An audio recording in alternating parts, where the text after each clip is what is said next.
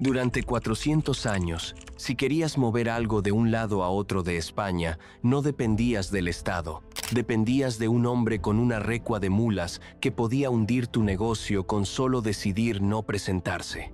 Y no estoy hablando de un transportista cualquiera, porque el arriero no solo movía mercancía. Movía noticias, movía cartas, movía dinero y en muchos casos movía oro de un punto a otro del reino. Y en mi experiencia leyendo sobre este oficio, lo que más sorprende es que estos hombres llegaron a parecerse mucho más a una red de poder organizada que a un simple gremio de transportistas. Y esto va a sonar exagerado, pero no lo es. Durante siglos, controlar una ruta de arriería era casi tan valioso como controlar una mina. ¿Qué era realmente la arriería?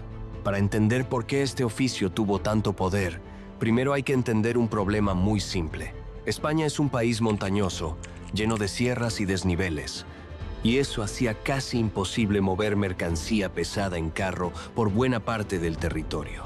La mula, en cambio, sí podía subir y bajar por esos caminos de herradura estrechos y pedregosos donde un carro ni se planteaba pasar.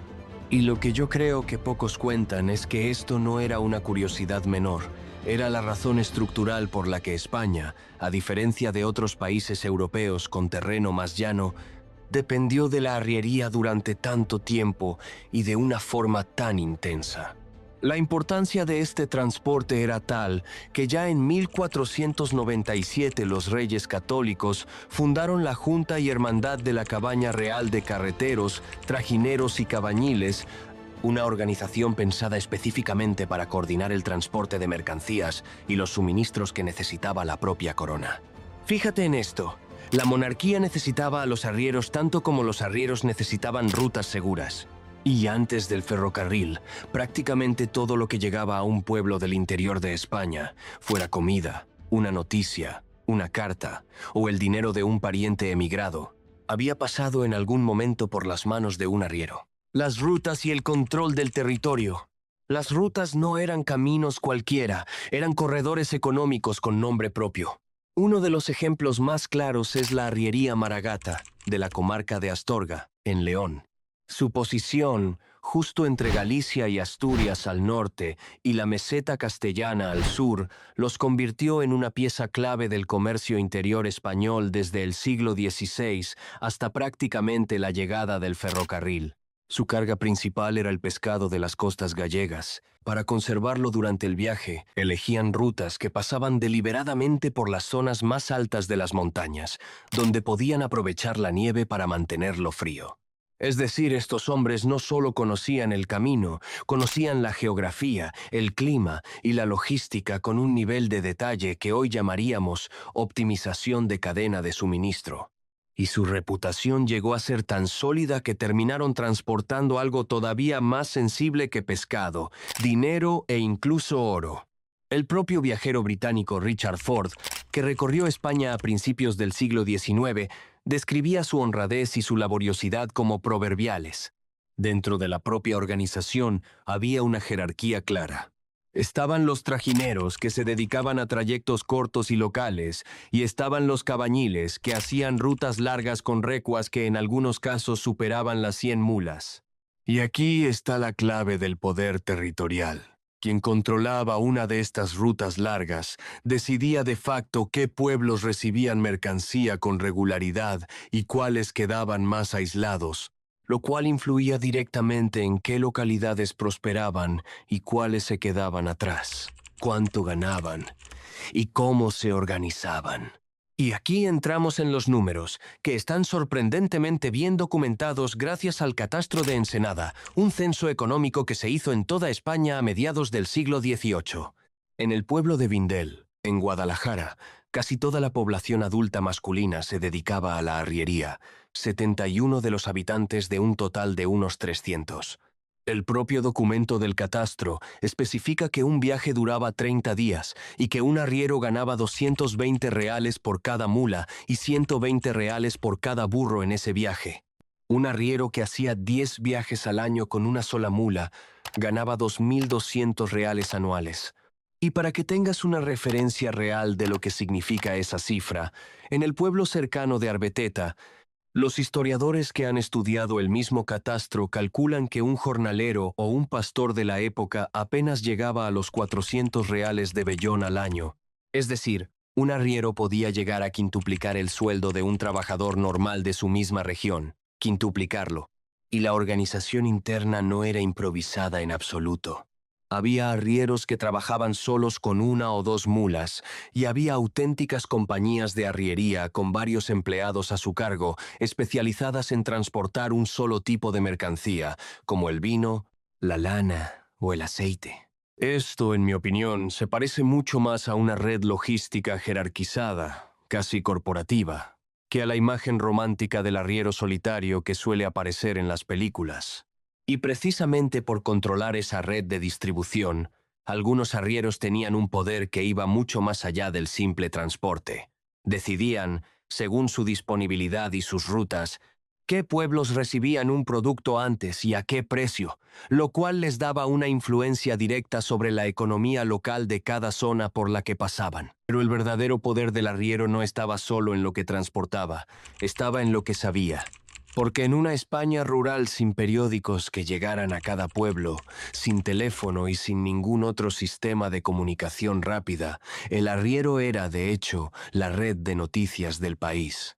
Llevaba cartas, llevaba encargos y llevaba también rumores, novedades políticas, precios de otras regiones y cualquier cosa que hubiera visto u oído en su última ruta. Y esto, fíjate, le daba al arriero una posición casi privilegiada. Era de las pocas personas en un pueblo aislado que sabía lo que pasaba más allá de las montañas que lo rodeaban. Yo creo que esa combinación, control del transporte más control de la información, es lo que de verdad explica por qué este oficio tuvo tanto peso social durante tanto tiempo, mucho más allá de lo que ganaban en reales. Y entonces, en mitad del siglo XIX, apareció algo que era más rápido que cualquier mula y que no necesitaba descansar ni comer, la máquina de vapor sobre raíles. La desaparición abrupta, el ferrocarril. El primer ferrocarril de la península española se inauguró en 1848 entre Barcelona y Mataró. Al principio fue algo casi anecdótico, una línea corta y aislada que no amenazaba a nadie. Pero en 1855 se aprobó la Ley General de Ferrocarriles y ahí es donde todo cambió de verdad. A partir de esa ley se desató una auténtica fiebre inversora, con cientos de kilómetros de vía construyéndose en muy pocos años. Para el año 1900, la red principal de ferrocarril español estaba prácticamente terminada. Haz la cuenta. En poco más de 50 años, España pasó de no tener una sola vía férrea en la península a tener una red que conectaba las principales ciudades del país. Y un tren no solo era más rápido que una recua de mulas, podía cargar muchísimo más peso, no se cansaba, no necesitaba parar en mesones, y no dependía de la lluvia ni del estado del camino. Lo que en mi opinión hace tan brutal esta desaparición es la velocidad. Un oficio que había tardado 400 años en construir su red de rutas, su prestigio y su sistema de organización, se volvió obsoleto en el espacio de 2 o 3 generaciones. No fue una ley que lo prohibiera, no fue ninguna persecución, fue simplemente que apareció algo mejor y el mercado dejó de necesitarlos para el transporte de larga distancia casi de la noche a la mañana. Algunos arrieros sobrevivieron reconvirtiéndose al transporte local de corto recorrido, llevando mercancía desde la estación de tren más cercana hasta los pueblos donde la vía no llegaba. Pero el negocio grande, el de las rutas largas y el poder territorial, se extinguió con una rapidez que contrasta totalmente con los siglos que tardó en construirse. ¿Qué queda hoy? Y aquí está la pregunta que de verdad me interesa. ¿Qué queda hoy de todo ese poder? Pues, sorprendentemente, bastante más de lo que parece. Muchas de las antiguas rutas de arriería se conservan hoy convertidas en rutas de senderismo y caminos rurales, como el Camino de los Arrieros en Burgos o la Ruta de los Arrieros en Asturias. Los apellidos y el folclore de comarcas enteras, como la maragatería, siguen ligados a este oficio que dominó su economía durante siglos. Y en mi opinión, hay algo más profundo. La lógica que usaban estos hombres: optimizar rutas, conocer el terreno, anticiparse a la demanda de cada pueblo. Es exactamente la misma lógica que hoy usa cualquier empresa de logística, solo que sin mulas y sin caminos de herradura. La lección que yo me llevo de esta historia no es solo sobre transporte.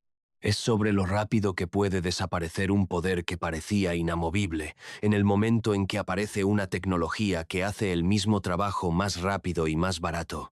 Y eso, 600 años después de los Reyes Católicos, sigue pasando exactamente igual. Esta es otra entrega del dinero y el poder olvidado de la historia de España, oficios y negocios que controlaron la economía durante siglos y que hoy casi nadie recuerda. Si te ha gustado esta historia, suscríbete, porque la semana que viene hay otra que te va a sorprender todavía más.